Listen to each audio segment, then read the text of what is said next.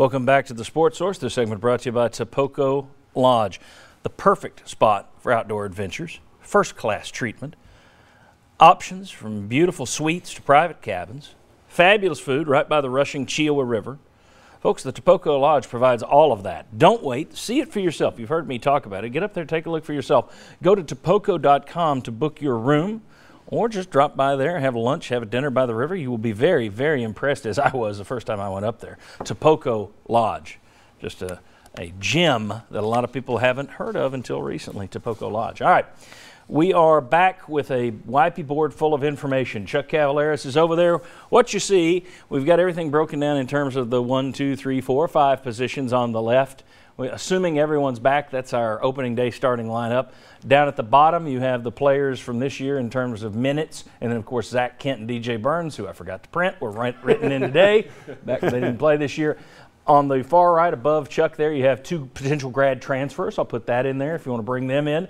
And then the 3 signees this year. Now, I want to start, though, in the bottom left-hand corner.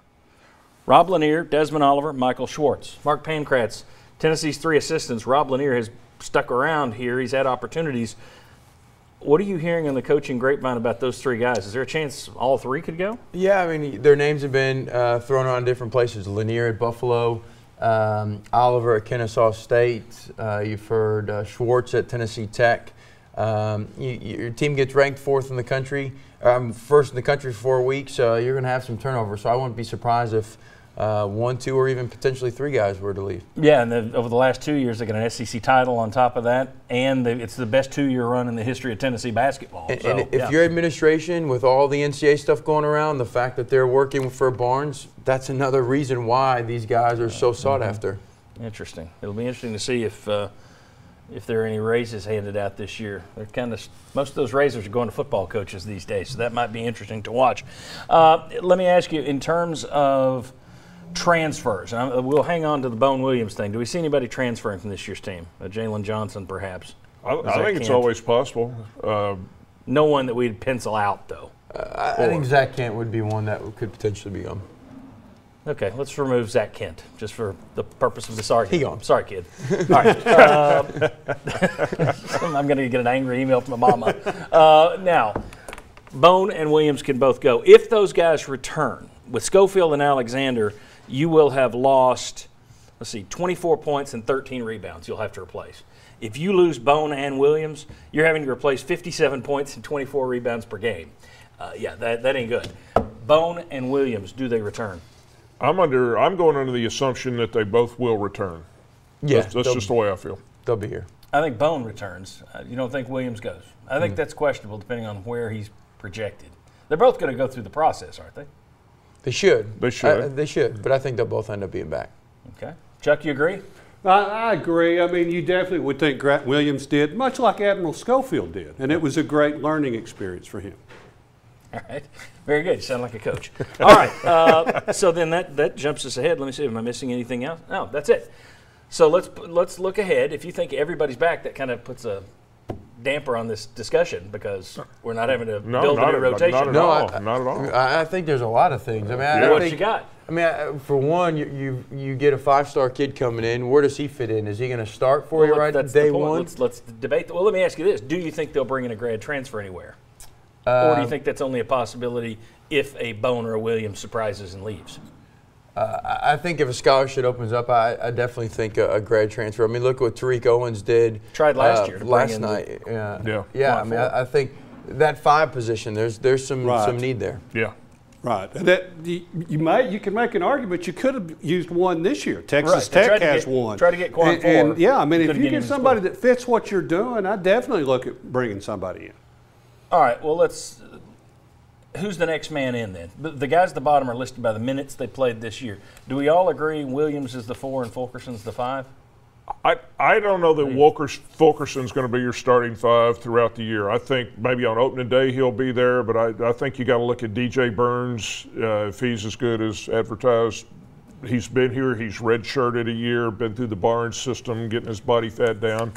I think he's definitely a threat to play a lot of minutes and possibly even start at some point. Okay, and then let's go to the obvious, the 5-star, Josiah James, with people talking about him being one and done, and yet we're saying he can't crack the starting lineup.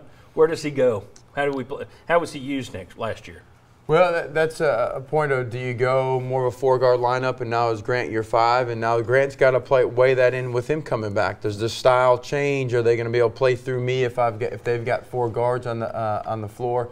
The other thing is, when you're building a roster, a starting lineup, it's not going to be your 5 best scorers, and so that's where maybe Fulkerson does stay in the lineup because he's a screener, he's a mover, and so.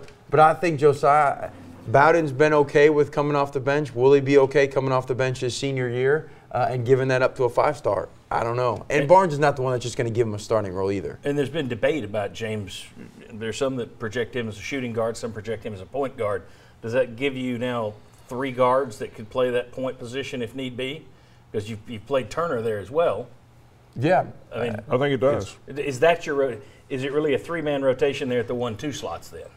Yeah, I feel better about that than I did this year. I don't think they replaced James Daniel after last year, so I feel better going forward about that. But slide Josiah James up between the 1 and the 2 there a little bit. And here's the thing about this roster. I mean, scoring may not be, if everyone comes back and what Josiah is supposed to be able to do and the improvement of Bowden and Lamonte, scoring's not going to be an issue. Who's going to keep somebody in front of them? Besides Jordan Bone, Lamonte gets talked about, but where's our defensive going to improve? And that's the thing that this roster has got to greatly improve. Without a 5-man, without Kyle Alexander, who we all agree is our best, most integral part of our defense, and a defense that struggled, now what? Very quickly, and Chuck, I'll start with you. Does this team win 20 games next year? I'm hearing a lot of people saying, well, if they come back, it's a definite NCAA tournament team, Sweet 16 type team. I don't know if that's the case. I'm not going to automatically stamp that. Well, it's different chemistry, different everything. I think you have to know for sure who the parts are, who's going to be there, and make sure on who comes back. If that's your team, then I think you're looking at probably 20 is the over/under. Okay. I really do. I think 19's already been mentioned. I think with that lineup, at least 20. I think that's a pretty good team. I'll take, with all the coaching turnover in the league, I think 4 or 5 different openings, roster, I'll say they'll win plus 20 next year. Okay. All your talk about the defense starts to scare me. All right. Are the Lady Vols going to, is UT going to spend big money on the Lady Vols coach? That's what I was trying to say. Come on back and we'll discuss what I was trying to say.